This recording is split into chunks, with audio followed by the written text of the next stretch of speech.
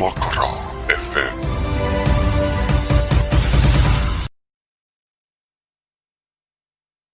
ආයිබෝන් කියලා පිළිගන්නවා අදත් අපිව අහන් ඉන්න ආදරණීය ලෝක ඉතිහාසය වැඩසටහනේ රසික රසිකාවියන් සියලුම දෙනාව තමත් ආදරෙන් ගෞරවයෙන් පිළිගන්නවා අද වැඩසටහනට.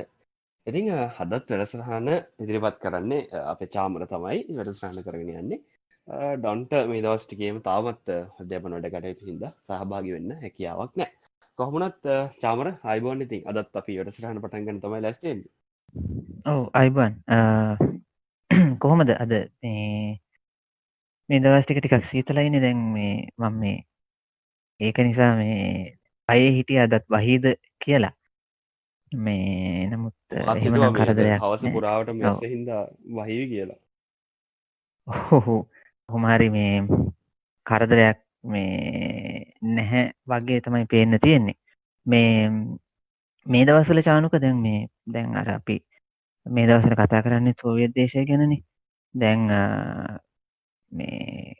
මේ වගේම දැන් ගිය අවුරුද්දේ මේ කාලේ තමයි ඇත්තටම ඔය මොස්කව් වල ඔය නාඳුනන සොල්දාදු වගේ සොහොන එහෙම බලන්න මම ගියේ හරියටම මේ කාලේ.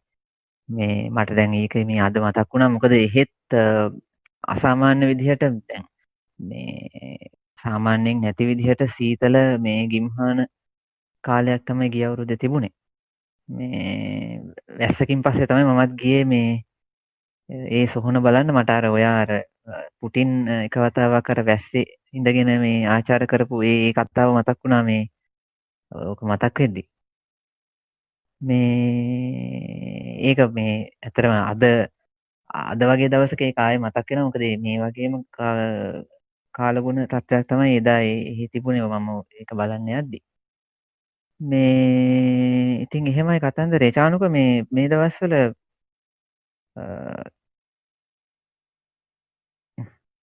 ඇහෙනව නේද? ඇහෙනවා චාමර අහන් ඉන්නේ. හරි. ඔව් මේ දවස්වල දැන් අපි කලින් කතා කරේ දැන් බාබරෝසා මෙහෙම පටන් ගත්ත හින්දා මම අද අපි පොඩි නෝට් එකකුත් දැම්මා අපි කතා කරන්න බලාපොරොත්තු වෙන දේවල් කිහිපයක් පිළිබඳව. අපි ගිය සතියේ කතා කරපු දේ පොඩ්ඩක් මතක් කරලා අපි ගිය සතියේ ඇත්තටම කතා කරේ බාබරෝසා මෙහෙයුම දියත් කරන්න ජර්මනිය සූදානම් වුණේ ඇයි? සහ ජර්මනියේ යුද්ධ සැලසුම් වුණේ මොනවද? සහ සෝවියට් දේශය ඒ සැලසුම් ඒ කියන්නේ මේ බාබරෝසා මෙහෙයුම සෝවියට් දේශයට පුදුමයක් වුණේ ඇයි? සෝවියට් දේශය ඒ වගේ දෙයක් බලාපොරොත්තු නොවුනේ ඇයි කියන කාරණා පිළිබඳව තමයි අපි ගිය සතියේ කතා කරේ. ඉතින් අද කතාවට යන්න කලින් අද මුල ටිකේ අපි හිතුවා හුඟක් ඔය රතු හමුදාව පැත්තෙන් කතා කරන්න. ඒ නිසා මුලින්ම කතාවට යන්න කලින් අපිට කාරණා කීපයක් ගැන තියෙනවා කතා කරන්න. එකක් තමයි ඔය අපි කලිනුත් යම්කිසි ප්‍රමාණයකට කතා කරා මේ ගැන.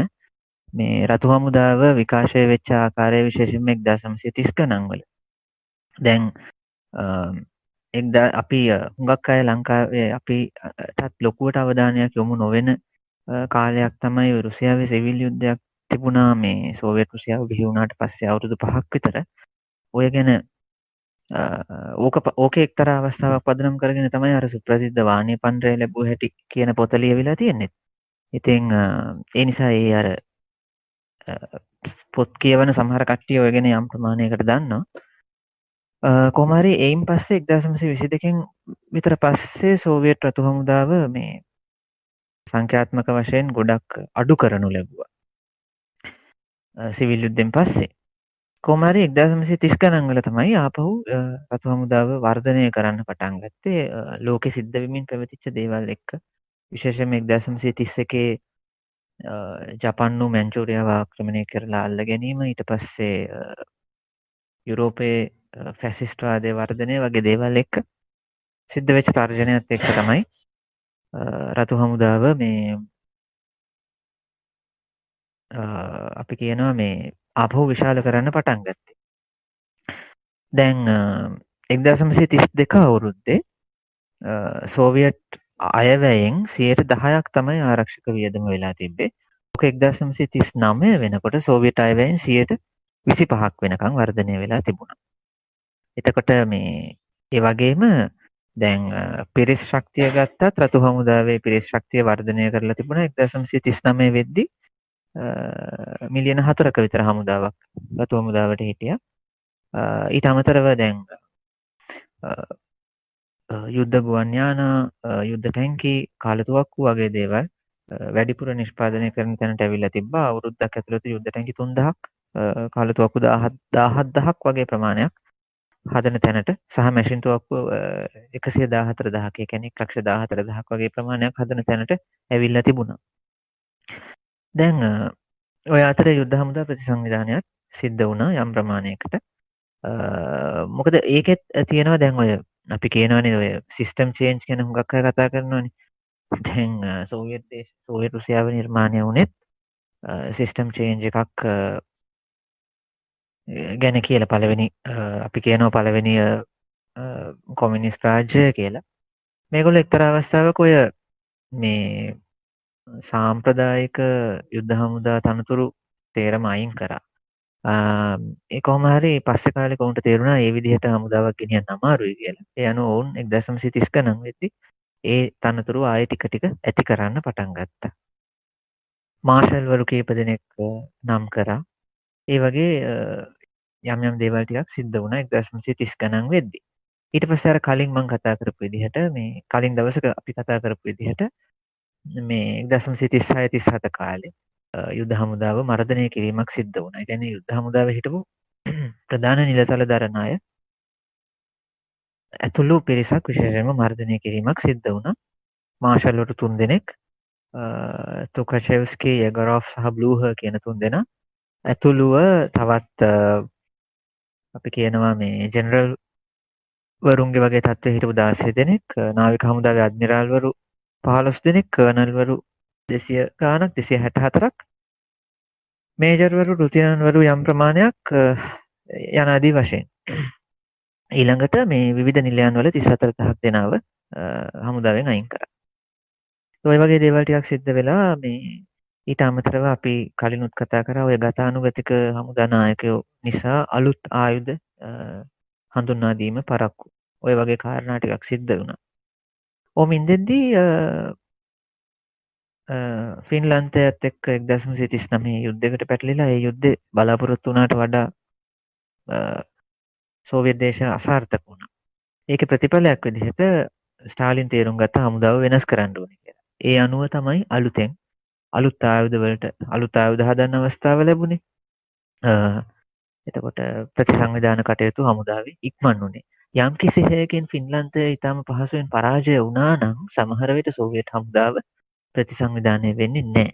එහෙම වුණා නම් බාබරෝසා මෙහෙයුම වෙද්දී සෝවියට් හමුදාව ඔයිට වඩා දරුණු විදිහට පහර කනවා. ඉතින් ඒක මේ ගොඩක් අය මං හිතන්නේ අපි මතක් කරන්න ඕන කාරණයක්. මොකද ඊට පස්සේ තමයි ෆින්ලන්තෙත් එක්ක යුද්ධය ඉවරුණාට පස්සේ තමයි ඔය T-34 යුද්ධ ටැංකිය මේ වැඩිපුර නිෂ්පාදනය කරන්න පටන් ගත්තේ. ඒ වගේම කත්යුෂා රොකට් එක ඒ වගේ දේවල් හඳුන්වා දුන්නේ. ඒ කියන්නේ ඒව කලින් නිර්මාණය වෙලා තිබ්බ දේවල්, ඒ සමහර දේවල් ඒවට අවශ්‍ය කරන අනුග්‍රහය ලැබුණේ රාජ්‍යයෙන්. ඒකෙන් ඒවා හදාගන්න බැරි වුණා. ඉතින් ඔය විදිහට තමයි කටයුතු සිද්ධ වුණේ. යුද්ධේ පටන් ගන්න වෙලාව වෙනකොට සෝවියට් හමුදාවට T-34 යුද්ධ ටැංකි 900ක් විතර තිබ්බා කියලා කියනවා. ඊට අමතරව KV-1 කියන යුද්ධ ටැංකිය 500ක්. ඒකත් අලුතෙන් නිර්මාණය වෙච්ච යුද්ධ ටැංකියක්. 500ක් තිබිලා තියෙනවා. ප්‍රශ්නේ තිබ්බේ හැබැයි මේවායේ කාර්ය මණ්ඩල ඒ අලුත් යුද්ධ ටැංකි වලට පුරුදු වෙලා තිබ්බ මදි. ඉතින් යුද්ධ ටැංකි අලුත් නමුත් කාර්ය මණ්ඩල වලට එච්චරම මේක පුරුදු නෑ ඒ වෙනකොට. ඉතින් මොකද ලොකු කාලයක් උනේ නැහැ ඒගොල්ලන්ට ඒකට පුරුදු වෙන්න. ඉතින් ඒ නිසා දැන් ඔය ගතානුගතික හමුදා නායකයෝ ටික නොහිටියා නම් ඔයිට කලින් T-34 වගේ ඒවා හඳුන්වා දුන්නා නම් සමහර විට මොස්කව් සටන වගේ දේවල් වෙනස් වෙන්න ඉඩ තිබුණා. අපි දන්නේ ඉතිහාසයේ ඉතින් ඒ වගේ දේවල් තියෙනවා අපිට හරියටම කියන්න බෑ. කොහොම නමුත් ඉතින් ඔය ප්‍රශ්නේ හින්දා සහ මුල් කාලීනව ඒවායේ තිබ්බ සැලසුම් වල අඩුපාඩු හින්දා යුද්ධ ටැංකි ලොකුවට පාවිච්චි කරන්න බැරි වුණා. හැබැයි එහෙම වුණත් T-34 යුද්ධ ටැංකිය පළවෙනියෙන්ම සටනට ගෙනාපු වෙලාවේ ජර්මන් හමුදාව සැලකිය යුතු විදිහට පුදුම වුණා කියලා සඳහන් වෙනවා. ඒක ජර්මනුවන් කියලා තියෙනවා T-34 එක ගැන. මුලින්ම මේගොල්ලන් T-34 එක මුණ ගැහුණ වෙලාවේ ඒගොල්ලන් පත් වෙච්ච තත්ත්වය ගැන. ඉතින් කොහොම හරි දැන් ඔය කාරණෙත් එක්ක තව දෙයක් තියෙනවා මේ හුඟක් වෙලාවට අපේ හුඟක් අයගේ මතයක් තියෙනවා සෝවියට් හමුදාව ජර්මනියට මුහුණ දුන්නේ මේ ආරක්ෂාකාරීව. ඒ කියන්නේ අර අපි කියනවා මේ රට ඇතුළට හමුදාව ජර්මන් හමුදාවට එන්න දීලා වට කරලා පහර දුන්නා වගේ දෙයක්. දැන් ඕක තමයි ඇත්තටම නැපෝලියන්ට කළේ මේගොල්ලෝ. දැන් 1812 දී ඔය නැපෝලියන් රුසියාව ආක්‍රමණය කරපු වෙලාවේ සිද්ධ වෙච්ච සිදුවීම් මාලාව ගැන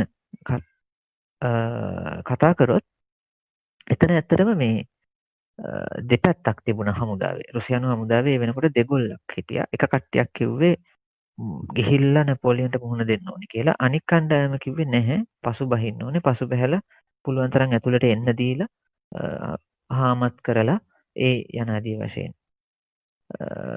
හමුදාව හාමත් කරලා පරාජය කරන්න ඕනේ.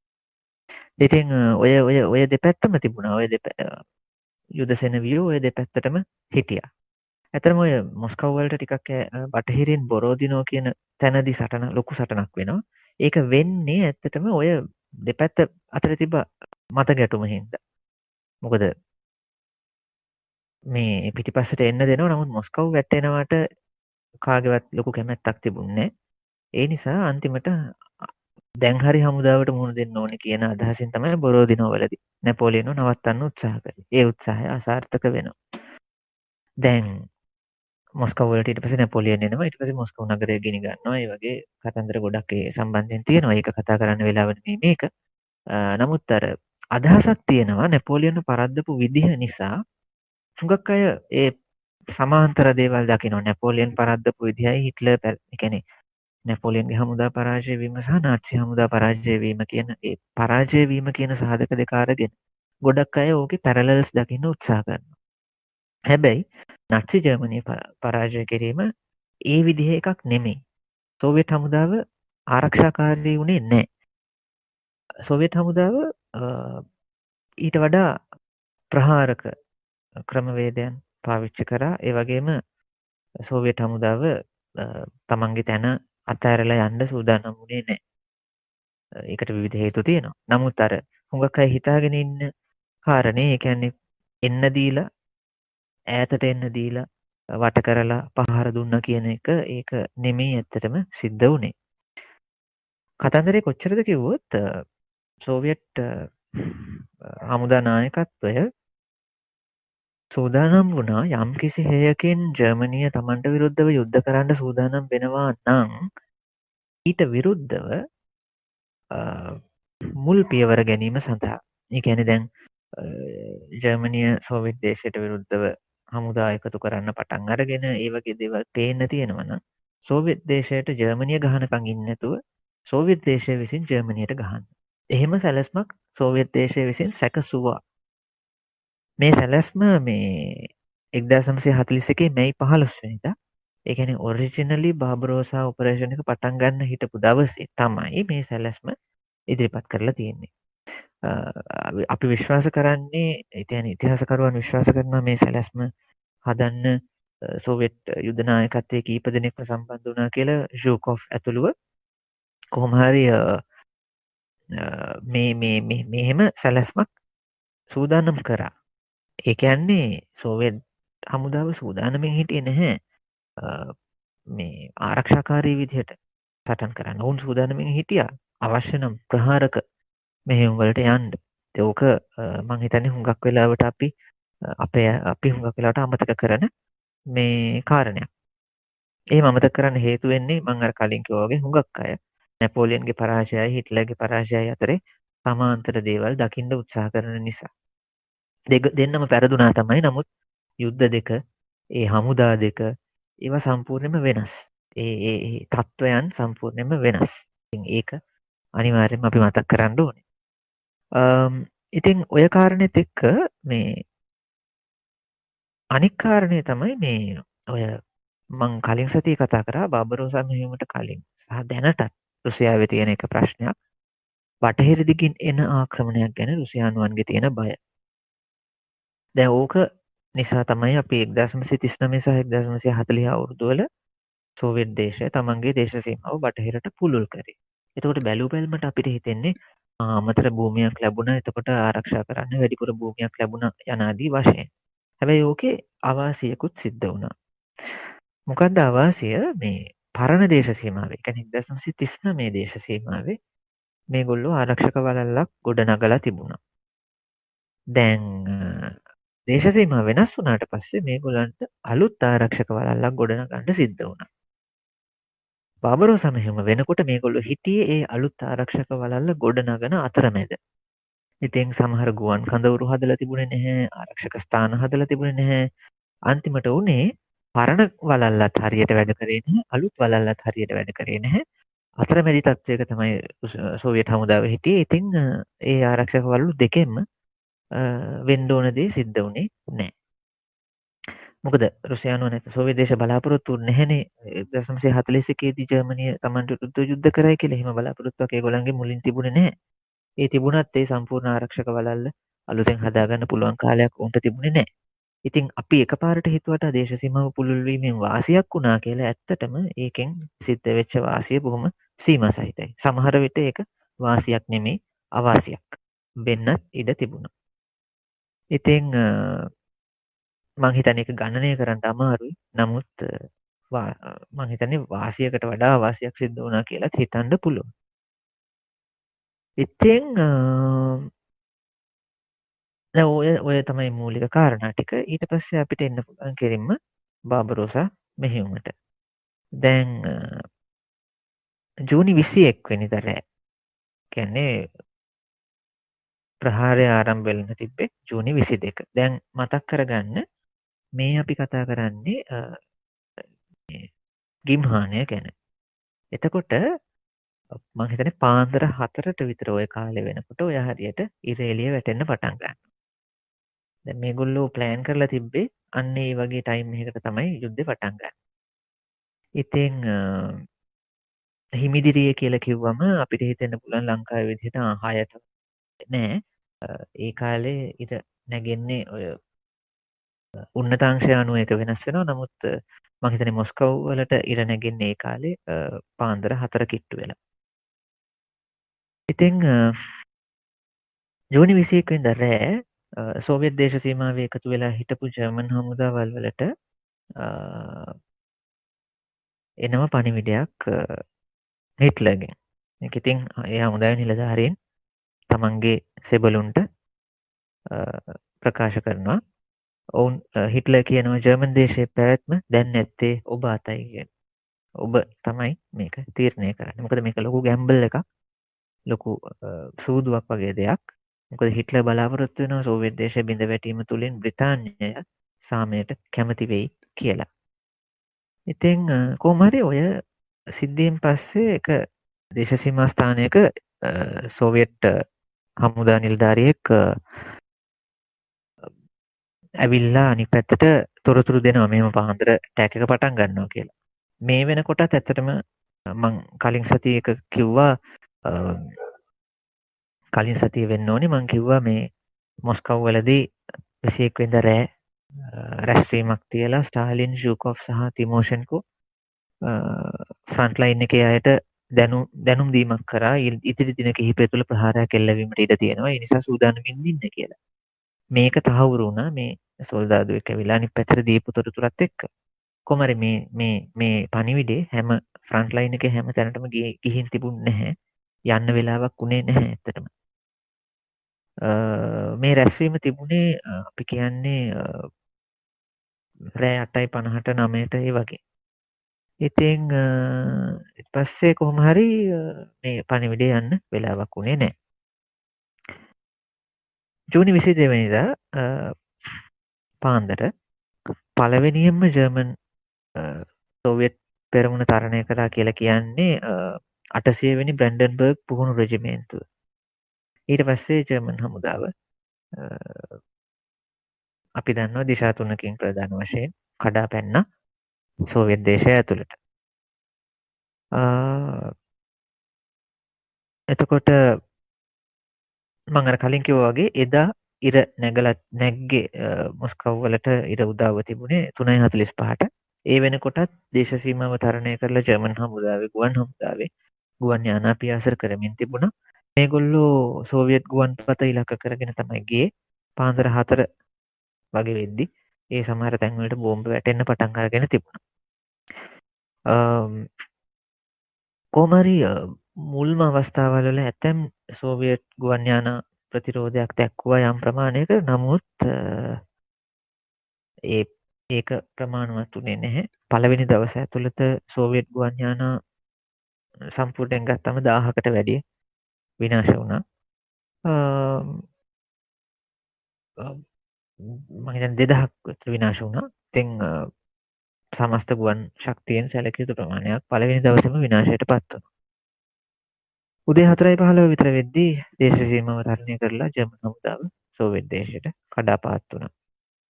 දැන් ඕක තමයි මූලික වශයෙන් සිද්ධ වෙච්ච දේවල් ඒ අවස්ථාවේ. දැන් මෙතන මේ තව වැදගත් දෙයක් තිබුණා. මේ එකක් තමයි අපි මීට කලින් සතියේ කතා කරා යුගොස්ලාවියාව සම්බන්ධයෙන්. යුගොස්ලාවියාවේ යුද්ධය දැන් මොකද සෝවියට් දේශය ආක්‍රමණය කිරීමේ අදහසින් පෙබරවාරි මාසෙ විතර ඉඳලා ජර්මනිය යුගොස්ලාවියාවේ මේ රුමේනියාවේ හමුදාව එකතු කරමින් තිබුණේ. හැබැයි ඊට පස්සේ අප්‍රේල් මාසේ යුගොස්ලාවියාවට විරුද්ධ යුද්ධය සිද්ධ වුණා. එතකොට ජර්මනියට පුළුවන් වුණා සෝවියට් දේශයට අඟවන්න මේ රුමේනියාවට හමුදා එව්වේ යුගොස්ලාවියාවට විරුද්ධ යුද්ධය සඳහා. ඒ වගේ අර නිකන් පොඩි ව්‍යංගයක් කියන්නේ පොඩි බොරුවක් කරලා සෝවියට් හමුදාව ටිකක් සනසන්න කටයුතු කරා. ඔය අතරේ සෝවියට් හමුදාව පැත්තෙන් දැන් සෝවියට් හමුදාව දැනන් හිටියනේ කොයි වෙලාවක හරි යුද්ධයක් වෙනවා කියලා. හමුදාව බලාපොරොත්තු වුණේ යුක්‍රේනයේ පැත්තට ප්‍රධාන ප්‍රහාරය එල්ල වෙයි කියලා. ඒක හින්දා සෝවියට් හමුදාවේ සැලකිය යුතු හමුදා සේනාංකයක් හිටියේ යුක්‍රේන පැත්තේ. බෙලෝරුසියාව පැත්තේ සහ ඔය බෝල්ටික් ප්‍රදේශවල හිටිය ප්‍රමාණයට වඩා. මේකත් හේතු වුණා බාබරෝසා මෙහෙයුමේ පළවෙනි දවස්වලදී සෝවියට් හමුදාවට දරුණු විදිහට පහර වදින්න. මොකද හේතුව සෝවියට් හමුදාවේ වැඩිපුර දෙනා හිටියේ යුක්‍රේනයේ පැත්තේ වුණාට සාපේක්ෂව ගත්තම ප්‍රධාන ප්‍රහාරය එල්ල වුණේ බෙලෝරුසියාව පැත්තට. ඉතින් උදේ 4:15ට හමුදාව ජර්මන් හමුදාව තරණය කරා දේශ සීමාව. ඊට පස්සේ බාබරෝසා මෙහෙයුම පටන් ගත්තා. අපි ගිය සතියේ කතා කරා දිශානති 3කින් ජර්මන් හමුදා 3ක් ගමන් කරා කියලා. උතුරු දිග හමුදා කණ්ඩායම ලෙනින්ග්‍රාඩ් දිහාවට, මධ්‍යම දිග හමුදා කණ්ඩායම මොස්කව් දිහාවට, දකුණු දිග හමුදා කණ්ඩායම කියෙව් සහ යුක්‍රේනය. මධ්‍යම දිග හමුදා කණ්ඩායමට දේශ සීමාවේදීම හම්බ වුණා බ්‍රෙස්ට් බලකොටුව. බ්‍රෙස්ට් බලකොටුවේ සටන ඇත්තටම සෝවියට් දේශයේ හමුදා නායකත්වය පස්සේ තමයි දැනගත්තේ එතන සිද්ධ වෙච්ච තත්ත්වය. මොකද මේ බ්‍රෙස්ට් බලකොටුවේ මේ එක ඔය බ්‍රෙස්ට් ලිටොව්ස්ක් කියලා ඉස්සර කියපු සටන මේ නගරය ඕක ඇත්තටම දේශ සීමාවෙම තමයි තිබුණේ. ඒකේ බොහොම ප්‍රබල බලකොටුවක් තියෙනවා. මං හිතන්නේ සමහර අය ගිහිල්ලා තියෙනවා අපේ අය මේ අපේ කියන්නේ ලංකාවේ කට්ටිය ගිහිල්ලා තියෙනවා බ්‍රෙස්ට් බලකොටුව බලන්න. අද වර්තමානයේ බෙලරුස් රාජ්‍යයේ තියෙන්නේ. ඉතින් එදා කොහොම හරි සෝවියට් ඩිවිෂන් 2ක සේනාංක ඔය ප්‍රදේශයේ රැඳී ඉඳලා තියෙනවා. එහෙම රැඳී ඉන්න නියමිත වෙලා නැහැ. මේ සෝවියට් ඩිවිෂන් වෙන තැන්වලට ගමන් කරන අතරේ තමයි උතන රැඳිලා ඉඳලා තියෙන්නේ. කොහොම හරි එහෙම සිද්ධියක් වුණා. ජර්මන් ප්‍රහාරය තම දරුණුව එල්ල වුණා බ්‍රෙස්ට් වලට. ඊට පස්සේ මේ ජර්මන් කියන්නේ සෝවියට් සෙබළු ප්‍රතිප්‍රහාර එල්ල කරා. දැන් ඊට පස්සේ දවස් කිහිපයක් තිස්සේ සටනක් සිද්ධ වුණා. මූලික වශයෙන් දින කිහිපයක් ගත වෙද්දී සෝවියට් හමුදාවේ බොහෝ දෙනෙක් පරාජය වෙලා එතකොට 4500ක විතර පිරිසක් තමයි ඉතුරු වෙලා තිබුණේ. මේ අය බලකොටුවේ ඔය මේ බින්ගෙවල් යනාදී වට වෙලා දිගටම සටන මෙහෙයුවා. මේ සටනට නායකත්වය දුන්නේ මේජර් පීටර් මිහායිලොවිච් ගව්රිලොව් කියන නිලධාරියා. දැන් මේක මේ හරිම එක්තරා දුරකට අනුවේදනීය කතාවක්. මොකද දැන් මේ ඉතුරු වෙච්ච බ්‍රෙස්ට් බලකොටුවේ ඉතුරු වෙච්ච සෝවියට් සෙබළු ඔවුන්ගේ මේ සංනිවේදනය සම්පූර්ණයෙන් බිඳ වැටිලා මොස්කව් වලට පණිවිඩයක් දී ගන්නත් විදිහක් නැහැ.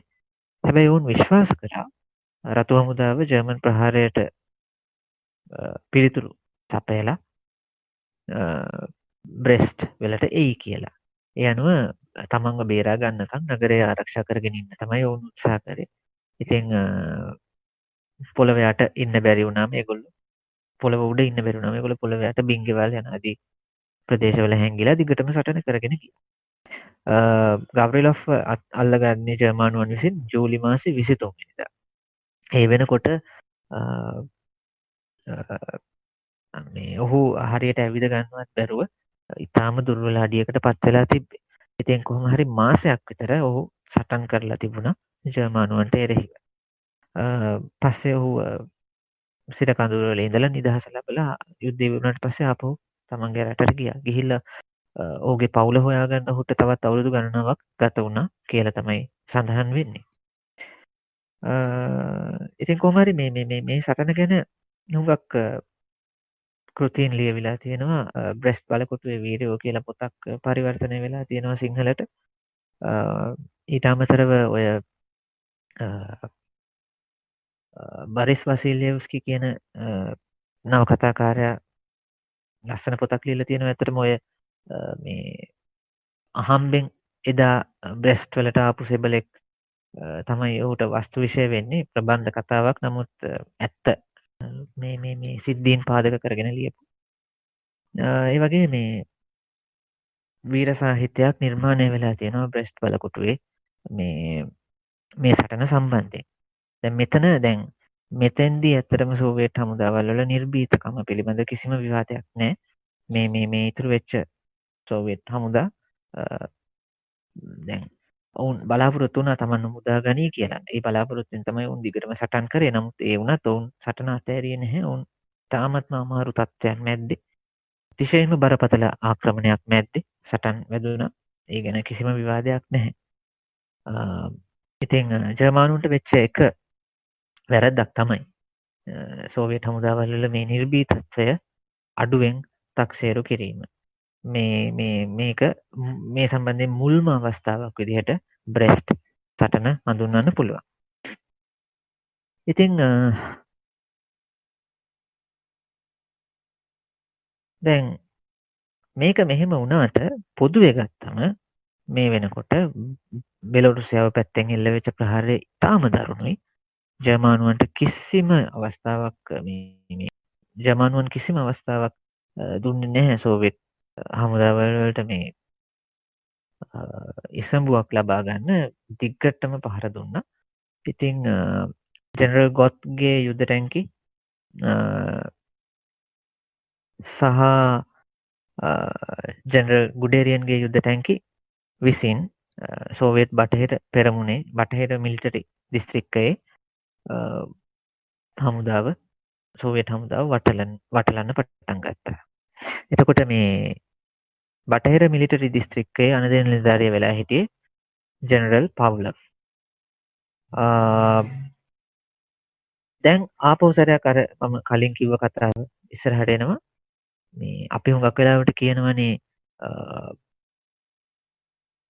මේ සෝවියට් හමුදාව පසුබසිමින් තමයි සටන් කරේ. සෝවියට් හමුදාවේ උපක්‍රමය වුණේ පසුබැසීම කියලා. එහෙම නෙමෙයි. පාව්ලව්ට දීපු ඕඩර් එකත් ඔය බ්‍රියාන්ස්ක් කියන ප්‍රදේශයට ප්‍රහාරයක් එල්ල කරන්න.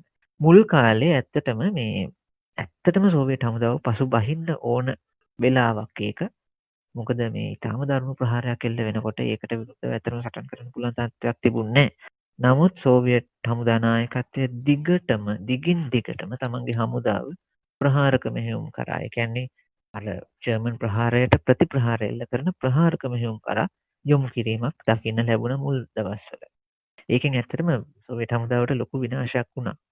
ඉතින් ඒ කියන්නේ පසුබැස්සා නෙමෙයි. ඒගොල්ලෝ පහරට පහර දීලා ජර්මනෝන නවත්තන්න උත්සාහ කරා. ඉතින් නමුත් ඒ වෙලාවේ තිබ්බ ජර්මන් ප්‍රහාරයේ තරමේ හැටියට ඒ වගේ දෙයක් කරන එක එච්චර පහසු වුණේ නැහැ. මොකද රතු හමුදාවට පිරිස් බලය තිබ්බා වුණාට උන්ගේ සංවිධාන ශක්තියත් හරියටම හරි ගස්සගෙන තිබුණේ නැහැ සහ ආයුධ තත්ත්වය ගත්තත් එච්චරම හොඳ තත්ත්වයක් තිබුණේ නැහැ. ඉතින් කොහොම හරි පාව්ලොව්ට ඕඩර් එක දුන්නා මේ يعني ප්‍රහාරය එල්ල කරන්න කියලා. මොකද ඒ කාලේ ඒ කියන්නේ අපි කියනවා මේක මට අමතක වෙන්න කලින් කියනවා අපි කියනවා මේ සෝවියට් මිලිටරි ස්ට්‍රැටජි එක ඒ කාලේ ඔෆෙන්සිව් ඩිෆෙන්සිව් නෙමෙයි. ඒක බොහොම පැහැදිලි. ඒගොල්ලෝ ඔෆෙන්සිව් ස්ට්‍රැටජි එකක් තමයි. ඒ කියන්නේ ප්‍රහාරක උපක්‍රම තමයි ඒගොල්ලෝ පාවිච්චි කරේ. ඒගොල්ලෝ ආරක්ෂක උපක්‍රම නෙමෙයි පාවිච්චි කරේ. ඉතින් ඒක පැහැදිලි කරන්න ඕනේ. මොකද මේ ගොඩක් අය ඒක වැරදියට තේරුම් අරන් තියෙන නිසා. දැන් කොහමද ජූලි 1 වෙනිදා වෙනකොට පාව්ලොව්ගේ පළවෙනි ප්‍රහාරයන් සාර්ථක වෙන්නේ නැහැ. ඒ කියන්නේ ඔහුට කරන්න පුළුවන් කමක් නැහැ එක අතකින්. අනික ඔහුගේ යම් යම් දුර්වලතා හේතු කොටගෙන ඔහුට අර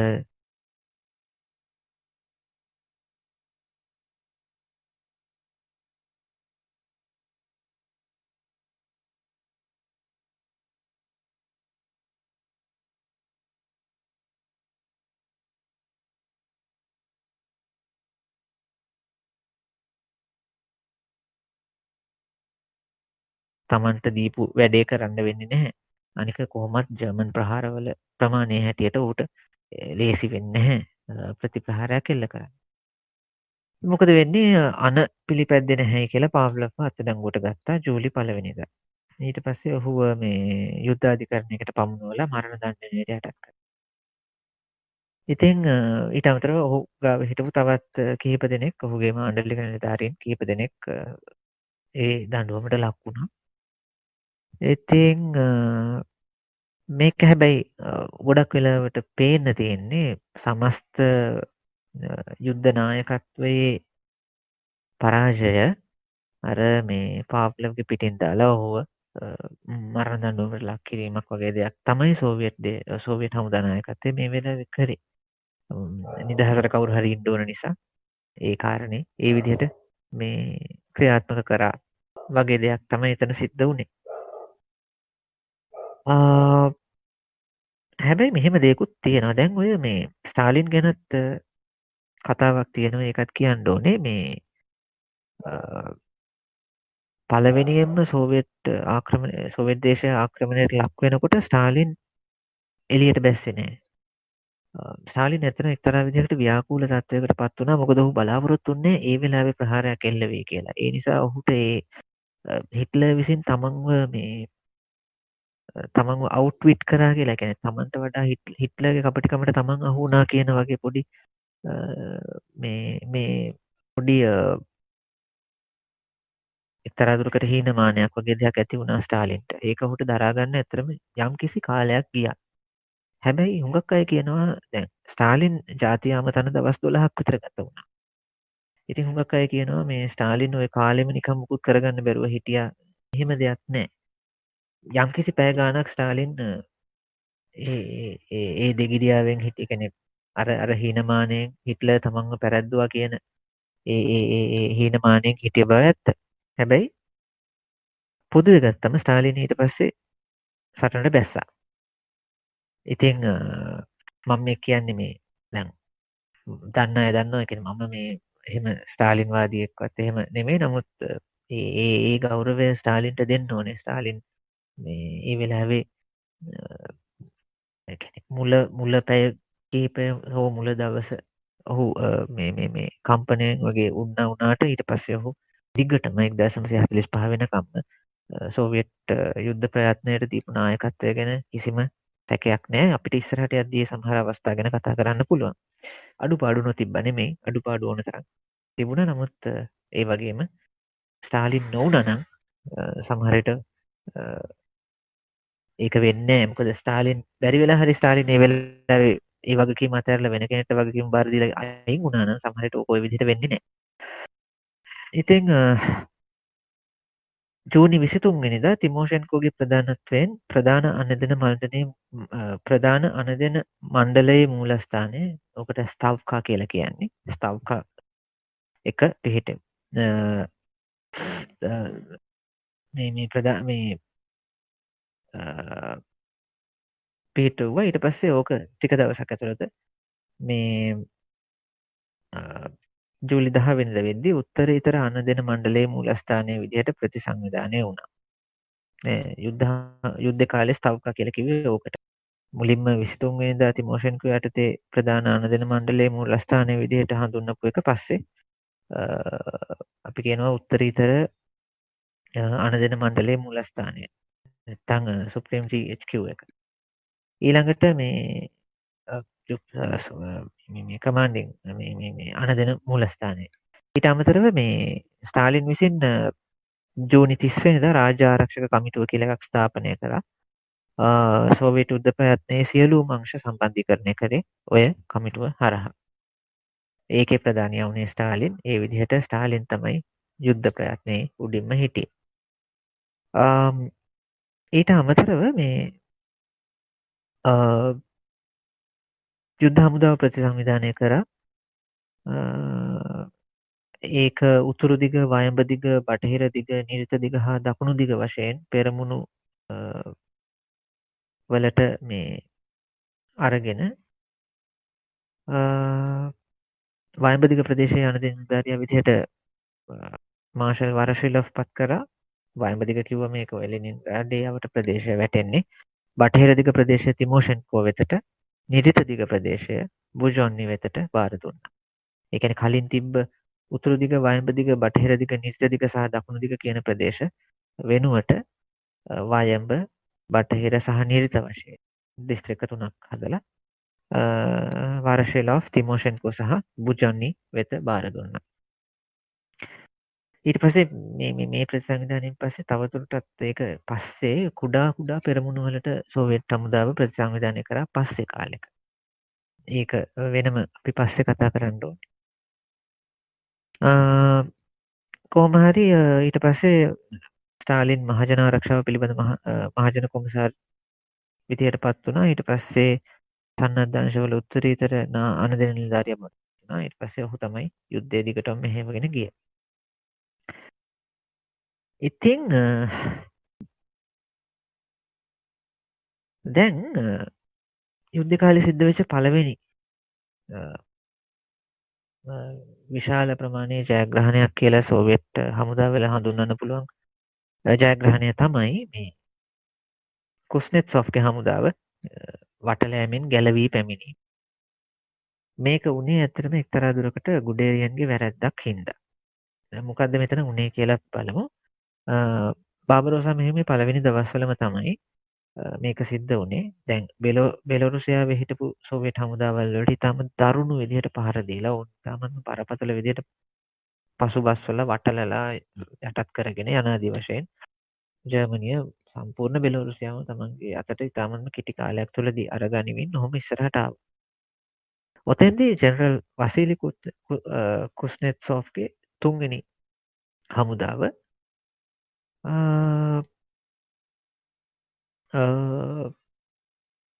ඒ ප්‍රදේශයේ කොටු වෙන්න පටන් ගත්තා. මේ වෙලාවේ ගුඩේරියන්ගේ අවධානය යොමු වුණා මොස්කව් දිහාවට. මොකද ඔහුගේ ප්‍රධාන අරමුණ වුණේ මොස්කව් නිසා. ඉතින් ඔහුගේ අවධානය බෙලොරුසියාවේ සටනින් ටිකක් ඈත් වුණා. ඒකේ ප්‍රතිඵලයක් විදිහට කුස්නෙට්සොෆ්ට පුළුවන් වුණා තමන්ගේ හමුදාව අමාරුවෙන් අරගෙන එන්න එළියට. දිගින් දිගටම වෙච්ච පරාජයන් හමුවේ කුස්නෙට්සොෆ්ගේ මේ ජයග්‍රහණය ඇත්තටම සෝවියට් හමුදාවල් වලට ඇත්තටම වටින චිත්ත ධෛර්යය වර්ධනය කරන සිද්ධියක් බවට පත් වුණා. මේ මාසයක් විතර ලොකු ආයාසයක් දරලා තමයි සෝවියට් හමුදාව මෙතනින් මේ තුන්වෙනි හමුදාව මෙතනින් එළියට ආවේ. කුස්නෙට්සොෆ් මුළු යුද්ධෙම විවිධ පෙරමුණු වල සටන් කරා. ඔහුගේ යුද්ධේ නතර වුණේ අන්තිමට බර්ලින් වලින්. ඒක ඇත්තටම විචිත්‍රවත් මේ විචිත්‍රවත් සටන් මේ අපි කියනවා කරිය එක කියන අවුරුදු 4ම වගේ ඔහු සටන් බිමේ විවිධ තැන්වල හිටියා. අන්තිමට ඔහු සටන පටන් ගත්තු දවස්වල ඉඳලම අන්තිමට සටන ඉවර වෙච්ච බර්ලින් වෙනකම්ම ඔහුගේ ඔහු සටන් බිමේ හිටියා.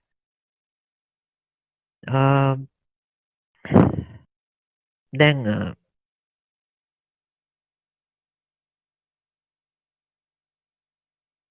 ජර්මන් හමුදා මේ බෙලොරුසියාව අල්ලගත් බෙලොරුසියාවේ මින්ස්ක් නගරය අගනුවර ඒක අල්ලගෙන ඊට පස්සේ ස්මොලෙන්ස්ක් දෙසට ගමන් කරන්න පටන් ගත්තා. දැන් මෙහෙම යනකොට අර මුලින් සටන පටන් ගත්තට වඩා දැන් සටන් පෙරමුණ පළල්. එතකොට ජර්මන් හමුදාව අර මුලින් හිටියට වඩා සාන්ද්‍රණය ටිකක් අඩු වෙලා ටිකක් තුනියට හිටියට වඩා තුනියට පැතිරිලා තිබුණේ. ඉතින් ස්මොලෙන්ස්ක් වලින් නැගෙනහිර දිහාවට පැන්ස හමුදාව යොමු කරලා ස්මොලෙන්ස්ක් නගරය වට කරලා යටත් කරගන්න තමයි ගුඩේරියන් සහ හොත් ප්ලෑන් කරේ. එහෙම ඉන්දෙද්දී දැන් අපි ගත්තොත් දැන් අපි සිතියමක් අරගෙන බැලුවොත් එහෙම ඔය ජර්මනිය පැත්තේ ඉඳන් ඔය මින්ස්ක් ඉඳන් මොස්කව් වලට අපි යන පාර බැලුවොත් එහෙම ස්මොලෙන්ස්ක් තමයි තියෙන ප්‍රධාන නගරය. ස්මොලෙන්ස්ක් අල්ලගත්තොත් ඊට පස්සේ මොස්කව් වලට එන්න ලොකු නගර නැහැ.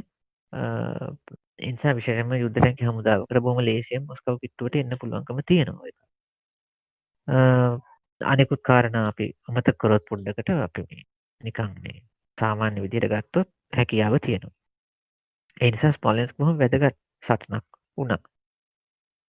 හැබැයි මේ වෙනකොට පැන්ස හමුදා ටිකක් පළල් පෙරමුණකට විසිරිලා ඒ වගේ කාරණා හින්දා සහ මුලින් සිද්ධ වෙච්ච අර කම්පනය දැන් ටිකක් පහව ගිහිල්ලා ඉතින් සෝවියට් හමුදාවලට පුළුවන් වුණා සැලකිය යුතු ප්‍රතිරෝධයක් ජර්මනුවන්ට දෙන්න ස්මොලෙන්ස්ක් සටනේදී. ඉතින් පාබල හමුදාවට පස්සේ ජර්මන් පාබල හමුදාවට පස්සේ තත්ත්වය ටිකක් ජර්මනිය පැත්තට හැරුණා. නමුත් සටන බොහොම දරුණුවට ගියා. ඉතින් ඒ නිසාම මේ දැන් තිබුණේ බොහොම තීරණාත්මක තැනක. මොලෙන්ස්ක් නගරය සඳහා සටන තියෙනවා. සෝවියට් හමුදාව එතෙන්දී බරපතල ප්‍රතිරෝධයක් දක්වනවා. හැබැයි ජර්මන් හමුදාව බොහොම ප්‍රබල තත්ත්වයක තාම ඉන්නවා. මේ වෙලාවේ බැරි වෙලා හරි ස්මොලෙන්ස්ක් නගරෙන් එහාට ලොකු නගර නෑ මොස්කව් වෙනකන්. මේ වෙලාවේ ස්මොලෙන්ස්ක් අල්ලගත්තා නම් ඒ අවස්ථාවේ අපි මේ කතා කරන්නේ ජූලි මාසේ. මේ අවස්ථාවේ ස්මොලෙන්ස්ක් අල්ලගත්තා නම් බොහෝ විට මොස්කව් නගරය වැටෙන්න ඉඩ තිබෙනවා. මොකද මේ වෙනකොට මතක් කරගන්න ඕන අනික් කාරණය තමයි මොස්කව් වල මේ ආරක්ෂක සංවිධාන එහෙම හරියට සකසලා තිබුණේ නැහැ මේ වෙනකොට. මොකද යුද්ධයකට සූදානමින් නෙමෙයිනේ ජූනි මාසෙ වෙද්දි මොස්කව් නගරේ හිටියේ. ඉතින් මොස්කව් නගරේ ආරක්ෂක සංවිධාන හදන්න පටන් ගත්තේ ඊට පස්සේ. මේ වෙලාවේ ස්මොලෙන්ස්ක් වැටුණා නම් ඊට පස්සේ ජර්මනිය මොස්කව් වලට පහර දුන්නා නම් මොස්කව් වැටෙන්න ඉඩ තිබුණා. ඒ වුණා නම් අගෝස්තු විතර වෙද්දි සමහරට මොස්කව් වලට ජර්මන් හමුදාවට එන්න පුළුවන්කම ලැබෙනවා. මේ වෙලාවේ අර අපි මීට කලින් සතිවල කතා කරා වගේම හිට්ලර් සෝවියට් දේශයට උදව්වක් කළා. හිට්ලර් මොකද කරේ? හිට්ලර් කිව්වා ගුඩේරියන්ට තමන්ගේ හමුදා අරගෙන යුක්රේනය දිහාවට යන්න කියලා. ඊට අමතරව හොත්ත කිව්වා ලෙනින්ග්‍රාඩ් වලට යන්න කියලා. අපි ගිය සතියේ කතා කරා හිට්ලර්ගේ හැම වෙලාවෙම ඔළුවේ තිබිච්ච ප්‍රශ්නයක් තමයි රතු හමුදාවට වැඩිපුර විනාශයක් කරනවද මොස්කව් අල්ලනවද? රතු හමුදාව විනාශ කරනවද මොස්කව් අල්ලනවද? ඔය දෙකේ දෝලනය වෙමින් තමයි හිට්ලර්ගේ අදහස තිබුණේ. මේ වෙලාවේ ඔහු තීරණය කරා කියව් වල මතුවෙලා තිබ්බ තත්ත්වයක් එක්ක ඒ ප්‍රදේශයේ රතු හමුදාව විනාශ කිරීම වඩා වැදගත් කියලා අනිත් පැත්තට ලෙනින්ග්‍රාඩ් පැත්තේ මොස්කව් පස්සේ අල්ලගන්න පුළුවන් කියලා. මේක ඇත්තට මේ වෙලාවේ වෙච්ච ලොකු වැරැද්දක්. බැරි වෙලා හරි කෙලින්ම මොස්කව් වලට පහර දුන්නා නම් මේ වෙලාවේ ස්මොලෙන්ස්ක් වලට පහර දුන්නා. ස්මොලෙන්ස්ක් වැටිලා ඊළඟට මොස්කව් අල්ලගන්න පුළුවන් වෙනවා. අවාසනාවට කියන්නේ ජර්මනිය වාසනාවට සහ සෝවියට් දේශයේ වාසනාවට හිට්ලර් යුද්ධ හමුදා සැලැස්ම එක්ක පිස්සු කෙලියා. ඒකේ ප්‍රතිඵලයක් විදිහට ඒකේ ප්‍රතිඵලයක් විදිහට මොස්කව් බේරුණා. ඉතින් මේ කියන්නේ හිට්ලර්ට මේකට සාධාරණ හේතු තිබ්බා. මේ වෙනකොට තිබ්බ තත්ත්වයන් එක්ක යුක්‍රේනයට හමුදාව යවන්න. ඒ කියන්නේ සාධාරණ හේතු තිබ්බා. ඒක කිසි වැරද්දක් නැහැ අනික ඒකේ. ලැබිච්ච ප්‍රතිඵලය බැලුවම නරක ප්‍රතිඵලයක් නෙමෙයි බැලූ බැල්මට. මොකද කීයව් වලදී කීයව් සටනේදී අති විශාල රතු හමුදා නැති වුණා. නමුත් ඉතින් ඒක ඒක ඒ රතු හමුදාවට විශාල හානියක් සිද්ධ වුණාට මොස්කව් නගරේ බේරුණා. ඒ වෙලාවේ මොස්කව් වැටුණා නම් මං හිතන්නේ රතු හමුදාවට අර කියන හානිය සිද්ධ වෙනවා කොහොමත්. කොහොම හරි ඒ අවස්ථාව හිට්ලර්ට මග ඇරුණා. දැන් යුක්‍රේන් ගැන කතා කරපු හින්දා අපි ඔය ගැන පොඩි වචනයක් කියන්න ඕනේ මේ වෙලාවෙම. මොකද අර අපි කලින් කිව්වා වගේ සෝවියට් දේශය බලාපොරොත්තු වුණේ යුක්‍රේන් පැත්තෙන් ඇටැක් එක එයි කියලා. නමුත් යුක්‍රේන් පැත්තෙන් ආපු ප්‍රහාරය සාපේක්ෂව අඩුයි. ඒ නිසා මුල් දවස්වල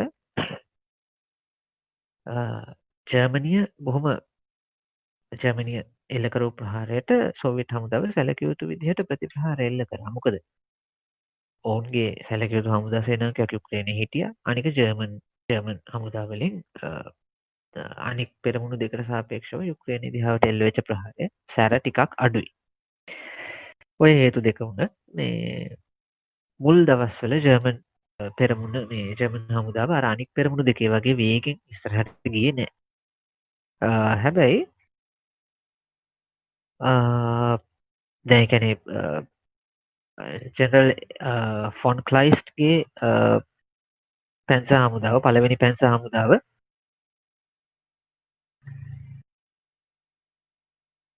ජෙනරල් ෆොන් ක්ලයිස්ට්ගේ පළවෙනි පැන්සා හමුදාව ජූලි 9 වෙනිදා වෙනකොට සිතොමීර් ප්‍රදේශයට ළඟා වෙලා තිබ්බා. සිතොමීර් තියෙන්නේ බටහිර යුක්‍රේනයේ. සිතොමීර් වලට ළඟා වෙලා තිබ්බා.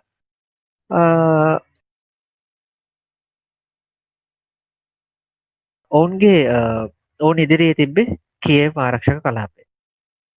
දැන් මේ ප්‍රදේශය බොහොම ශක්තිමත් ආරක්ෂක වළල්ලක් හදලා තිබ්බේ සෝවියට්වරු. ඉතින් මේක බොහොම හිට්ලර් තීරණය කරා මේක බොහොම වැදගත්, මේක අල්ලගන්න ඕනේ කියලා. ඒ අනුව ඒ දිහාවට ප්‍රහාරය එල්ල කරා. කියන්නේ කෙලින්ම නෙමෙයි, කියෙව් වලට කෙලින්ම පහර දෙන්න හිට්ලර් උපදෙස් දුන්නේ නැහැ. හැබැයි ක්ලයිස්ට් බලාපොරොත්තු වුණා කියෙව් වලට කෙලින්ම පහර දෙන්න. මේ අවස්ථාවේ ක්ලයිස්ට් බලාපොරොත්තු වෙච්ච නැති විදිහේ ප්‍රතිප්‍රහාරයක් එල්ල වුණා. ඒ අනුව ඔහුට ඒක අතහැරලා කියෙව් වටලන්න සිද්ධ වුණා. ඊපස්සේ ඔහු කියෙව් වලට කෙලින්ම ගහන එක නවත්තලා කියෙව් වටලන්න පටන් ගත්තා. මේ අවස්ථාවේ තමයි ගුඩේරියන්ගේ හමුදාව සහායට ආවේ. ඉතින් අනිත් පැත්තට මේ වෙනකොට බෙලාරුසියාවේ සිද්ධ වෙමින් තිබ්බ දේවල් හින්දා මේ කියෙව් වල හිටපු සමහර හමුදා ඒකක සෝවියට් දේශයේ සෝවියට්වරු විසින් අනිත් පැත්තට බෙලාරුසියන් පැත්තට අරගනිමින් තිබුණේ. ඒකත් වාසියට හේතුවක් වුණා ජර්මනුවන්ට. ඉතින් කොහොම හරි ওই විදිහට මේ ජර්මනිය කියෙව් ප්‍රදේශය වටලමින් තිබුණා. මේ අතරේ අපි කිව්වා ගුඩේරියන්ගේ හමුදාව අනික් පැත්තෙන් ආවා උතුරු දෙසින්. ක්ලයිස්ට්ගේ හමුදාව දකුණු දෙසින් කියෙව් වටලන්න පටන් ගත්තා. මේ අවස්ථාවේ සෝවියට් දේශය කරන්න තිබ්බේ කියෙව් ප්‍රදේශය අතහැරලා පසුබහින එක. නමුත් සෝවියට් හමුදාව මේ වෙලාවේ ඒකට සූදානම් වුණේ නැහැ. ඔවුන් ඇත්තටම පසුබසින නියෝගය ඔවුන්ට ලැබුණා. නමුත් ඒ ලැබෙනකොට සිද්ධ වෙන්න ඕන දේවල් වෙලා ඉවරයි. ඉතින් මේ විශේෂයෙන්ම සෝවියට් කියෙව් හමුදා දිස්ත්‍රික්කයේ අනදෙන නිලධාරියා වෙලා හිටියේ ජෙනරල් මිහායිල් කිර්පනොස් බසින්න ඉල්ලුවා මේ වෙලාවේ. නමුත් සෝවියට් නායකත්වය පසුබසින්න අවසර දුන්නේ නැහැ. ඊට පස්සේ අන්තිමට මේ සැප්තැම්බර් 14 වෙනිදා වෙනකොට ගුඩේරියන්ගේ හමුදාවයි ක්ලයිස්ට්ගේ හමුදාවයි හම්බ වුණා. කියෙව් වටලෑම සම්පූර්ණ වුණා. කිර්පනොස්ට පසුබහින්න කියලා අවසර ලැබුණා සැප්තැම්බර් 16 වෙනිදා.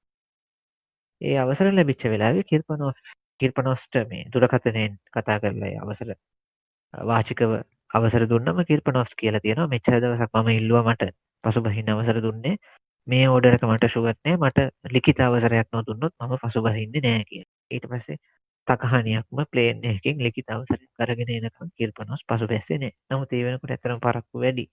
ඔවුන් උත්සාහ කරා කීයව් ප්‍රදේශ කඩාගෙන යන්න. නමුත් ඒක කරන්න පුළුවන් වුණේ නැහැ. ජර්මනුවට කොටු වෙලා මං හිතන්නේ ලක්ෂක විතර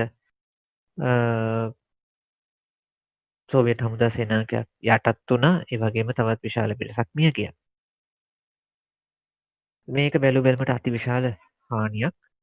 කියන්නේ කිසිම විවාදයක් නැහැ. බැලු බැලමට නෙමෙයි අතිවිශාල හානියක්. හැබැයි මේ සම්පූර්ණ මෙහෙයුමේ ප්‍රතිඵලය වුණේ මොස්කව් නගරය බේරිච්ච එක.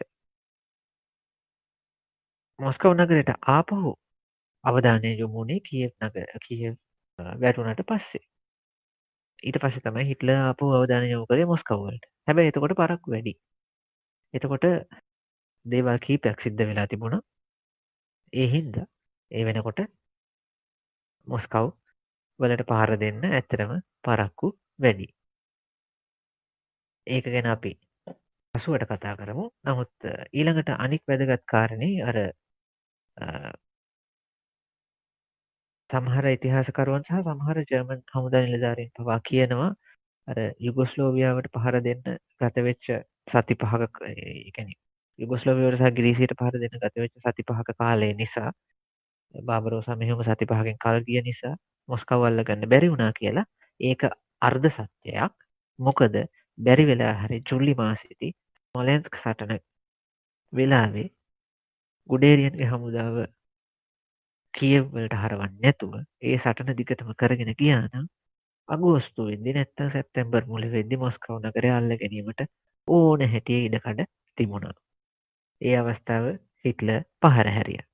ඒ පැහැර හැරියට පස්සේ ඉතින් අර හිට්ලර් පස්සේ කාලෙක මේ කිව්වා හුඟක් වෙලාවට හිට්ලර් ඔය කතාව කිව්වා අර සති 5 නැති වෙච්ච නිසා තමයි මොස්කව් අල්ලන්න බැරි වුණේ කියන එක ඔය නාත්සිවාදීන් කිව්වා.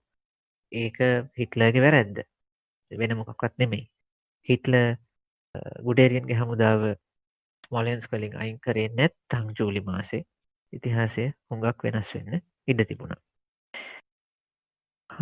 එහෙනම් අද ඔතනින් නවත්තන්නම්. ඇයි මොස්කව් බේරුනේ කියලා අපිට ලබන සතියේ කතා කරන්න පුළුවන්. මේ මොකද කියව් සටන ඉවර වෙනකොට ඔක්තෝබර් මාසෙ මුල වගේ වෙනකොට පරක්කු වැඩි මොස්කව් අල්ලන්න වෙනත් හේතු කීපයක් ඒ වෙනකොට මතුවෙලා තිබිච්ච නිසා.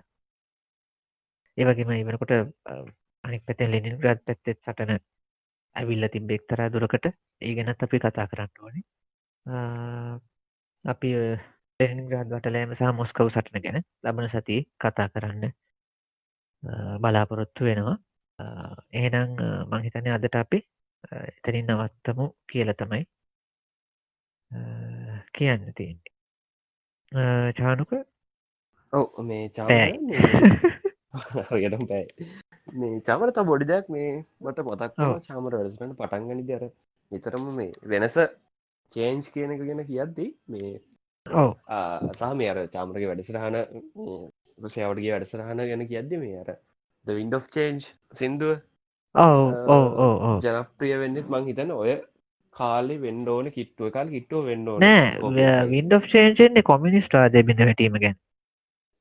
ඒක ගොඩක් පස්සේ වෝල්ල එකත් එකන වෝල්ක ඩවන නතික් වෝල් එකත් එක්ක ඔක ඒක ජර්මන් බෑන්් එකක්න ස්කෝපියන්ස්ල ස්කෝපියන්ස්ල ජර්මන් බෑන්් එකක් වින්ඩ් ඔෆ් චේන්ජ් එක යාලා කතා කරන්නේ ජර්මන් මේ බර්ලින් තාප බිඳ වැටීම සහ ඔය මේක ගැන ඔය අපේ ඩොන් හිටියනං හරියටම හරි මොකද මනුස්්‍යයා මේ ඔය බර්ලින් ගිහිල්ල තියෙන මේ පුද්ගලයන එයා බර්ලින් මම මොස්කවුනේ එහෙමනේ යුද්ධ යන්නේ මේ ඒ නිසා මේ එයා ජර්මනය පැැන එයා ඔය මහිතන්නේ ගිහිල්ල තියෙනවා ඔය මේවා දකින්නත් සහ මේ ඇතරම ඒක ඒකනේ ස්කෝපියන්ස්ටී ගරුප් එක ඒක මේ ගොඩක් වෙලාවට මේ තමන්ගේ රටත් මතක් කරන්න තමයි මහිතන්නේ හැදුව එමක දවුරුදු ගානක් පරණ මේ අවුදු ගානක් බෙදිල තිබ රටක්නේ ජර්මණී දෙවන් ලෝක යුද්ධෙන් පස්සේ ඉතිං මේ වින්ඩ් ඔෆ් චේන්ජ් කියන ටර්ම් එක අඳුන්නල දුන්නේ ඔය මේ බ්‍රිතාන්‍ය අගමැතිවරයෙක් හිටියා මැක්මිලන් හැරල් මැක්මිලන් ස්කෝපියන්ස්ලා එයාගෙන් අරගත්තද එහෙම නැත්නම් ස්කෝපියන්ස්ලා තමන් විසින්ම මේ ඒක නිර්මාණය කරාද කියන එක මං කියන්න දන්නේ නැහැ. නමුත් වින්ඩ් ඔෆ් චේන්ජ් කියන යෙදුම පළවෙනියෙන්ම දේශපාලන ලෝකේ කතාබහට ලක් වෙන්නේ ඔය මැක්මිලන් දකුණු අප්‍රිකාවට ගිහිල්ලා කරපු කතාවක් හින්දා. මේක වෙනම මාතෘකාවක්. දෙවන ලෝක යුද්ධය ඉවරනම සමහරට පුළුවන් වෙයි එක්කෝ බර්ලින් තාප්පේ ගැන කතා කරොත් එහෙමයි නැත්නම් දකුණු අප්‍රිකාව ගැන කතා කරොත් එහෙමයි අපිට කතා කරන්න පුළුවන් වෙයි සමහර විට. ඒවගේ මේ චාමර මේ ඉතින් ඉස්රහට දැන්ගර්පියට ආට් හිස්ට්‍රී ගැනත් කතා කරන්න බලාපොරත්තුන චාම දස්සල හදාරගෙන යනවා කියලා කිව හින්ද ඔය ඉතින් ඇද්දාන්ට ඕන දේවල් නෙමෙයි. ඔය ඇද්දාන්ට මොකද මම ඇතර මේ අර ඊයේ පෙරේද චානුකට මතකද මම අර කිව්වේ අර ජර්මන් කාරයෝ මේ ආට් ප්ලන්ඩර් කරා කියලා 100 ගානට ඒ එහෙම තියෙනවා. ඉතින් ඒ සමහර චිත්‍ර මං හිතන්නේ අද වෙනකන් හොයාගෙන නැහැ. සහ මේ ඒ නාට්සි ජර්මනියේ ආට් ගැන වෙනමම පොත් පවා ලියවිලා තියෙනවා. ඒ ගැන හොඳ කතාවක් තියෙනවා මේ අර මගේ බයිබලේ වගේ මම පාවිච්චි කරන මේ විලියම් ෂර්ගේ පොතෙත් ඒ වගේ එක සිද්ධියක් ගැන සඳහන් වෙනවා මේ ඔය මේ චිත්‍ර ප්‍රදර්ශනයක් පිළිබඳව. ඒවා මේ අමතර කාරණා මේ මොකද යුද්ධයට කෙලින්ම සම්බන්ධ නැහැ. ඒක මේ යුද්ධයට කලින් සිද්ධ වෙච්ච දේවල්. මේ ඒ නිසා නමුත් නට්සීන්ගෙන් මං හිතන්නේ චිත්‍ර කලාවට වඩා සහ ඔය අනිකේවට වඩා ගොඩක් අපේ මේ ලෝකයේ මිනිස්සු ඉගෙන ගත්තේ මං හිතන්නේ ප්‍රොපගැන්ඩා. ඒක තමයි මං හිතන්නේ කතා කරන්න ඕන මාතෘකාව. ඒක අපි බලමු. ගොබෙල්ස් ගැන ඒක ඇත්තටම වෙනමම මේක විශේෂ මාතෘකාව විදිහට කතා කරන්න ඕන දේවල් මේ සාමාන්‍ය ෆ්ලෝ එකේ ඒවත් කතා කරන්න ගියොතින් ෆ්ලෝ එක කැඩෙනවා. නමුත් කැනේ දැන් ගොබෙල්ස්ගේ ජීවිතය වුණත් ඒක හරිම ඉන්ට්‍රෙස්ටිං ජීවිතයක්. ගොබෙල්ස් මේ වාමාංශික මිනිස්සෙක් අන්තිමට ගිහිල්ලා නතර වෙන්නේ නාට්සි කඳවුරේ. ඒ වගේ තියෙනවා. ඉතින් ඒක හරි ඉන්ට්‍රෙස්ටිං. ගොබෙල්ස් අවුරුදු ගානක් ඇත්තටම මේ හිතින් ඒ දෙගිඩියාවෙන් ඉන්නවා. මම මේ මොකද්ද කරන්නේ? හරිද මම හිතියේ වාමේ දැන් ඉන්නේ මෙහෙම. කියන්නේ පොඩි හෘද සාක්ෂියක් මිනිස්සයාට තියෙනවා ලංකාවේ සහ ලෝකෙ ගොඩක් තැන්වල දේශපාලකයින්ට නැති පොඩි හෘද සාක්ෂියක් මිනිහට තිබුණා එක්තරා කාලෙක. කොහොම හරි මේ ඒවා එහෙම හරි ඉන්ට්‍රෙස්ටිං චරිත ඇත්තටම කතා කරන්න වටින චරිත. අපි හුඟක් වෙලාවට හිට්ලර්ගේ චරිතය ගැන විවිධාකාර දේවල් කතා කරනවා. නමුත් ඔය හිට්ලර්ගේ වටේ හිටපු කට්ටියගේ චරිත ගැන අපි ඇත්තටම කතා කරනවා අඩුයි. ඒවා වෙනම කතා කරන්න ඕන ඇත්තටම මේ හරිම ඉන්ට්‍රෙස්ටිං මාතෘකා. ඉතින් අහන්න කට්ටිය හිටියොත් බලමු අපි කතා කරමු. වෙලාවක් තිබ්බොත්. හරි එහෙනම් අදට අපේ කාලය අවසానයි. අදත් වැඩසටහනකින් ලබන සතියේ හම්බෙන්න බලාපොරොත්තු වෙයි. අදට සමුගන්න බොහොම ස්තුතියි චාමර. එහෙනම් අදත් අපිත් එක්ක වැඩසටහනට එකතු වුණාට ඊළඟ සතියේ හම්බෙමු. සුබ රාත්‍රියක්. හරි. සුබ රාත්‍රියක්.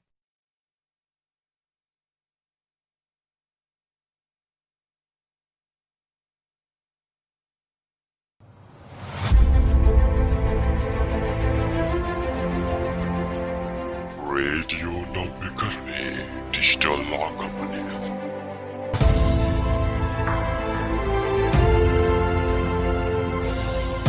රතු මකරා FM